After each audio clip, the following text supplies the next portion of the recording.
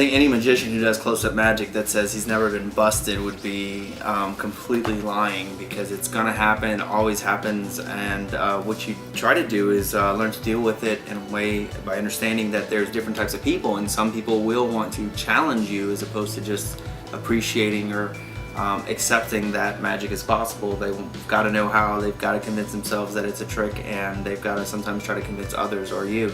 And improv comedy, I think, is what's helped me a lot with that kind of situation, because rather than argue with a heckler like some comedians might want to do and get into a situation where it's a one-upmanship and like, I'm funnier than you and here's why, and I prepared these lines and I have a microphone and you don't. Who let the drunk guy in? Let's get him out of here. Rather than have a combative situation, I try to figure out what is it he's trying to communicate and agree as much as possible. So the key to what we do as magicians is that nobody else understands it, and when you use that to your advantage, you can kind of walk someone down a path that they think they're in agreement with you and you're on the same team. So like if someone go, I know how you did that, you palmed it, oh you saw that, you probably know about the magnet in my shoe.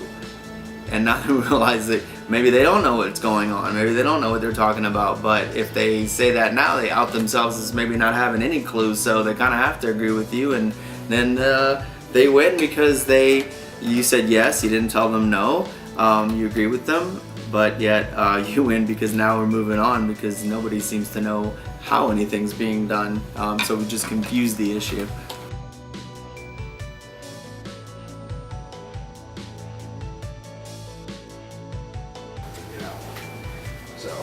I'm very anxious about going to FISM and competing at that level, because it really wasn't my aspiration to, well, originally to compete at all. I had no intention of trying to impress magicians whatsoever, which I knew that's a hard lot to impress.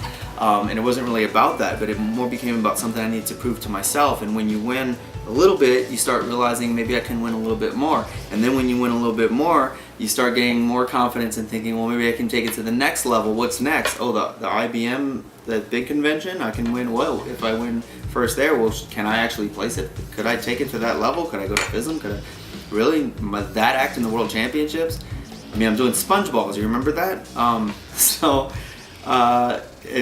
definitely nervous, and I know I want to represent, I know I want to bring it. And I think the key to my confidence is that it's not really about winning or coming back with an award or even being the best at any specific aspect of magic. It's really more about the fact that I did it, that I brought it to that level, that I went all the way with it, and I know no matter what happens, I will entertain people, and that's my goal. It's really not to be the best magician in the world or the best in any particular part of magic. It's really, I want them to be entertained, and the only way they're gonna see my act is if I compete. So I hope that everybody who sees it is thoroughly entertained, and what more can I ask for? And if I'm entertaining enough that by the combination of skills, that including magic and including magic moments within my act, if it's entertaining enough, then it becomes undeniable. So if someone's blown away by your performance, they have to give it to you. So they can't argue with it. And that's how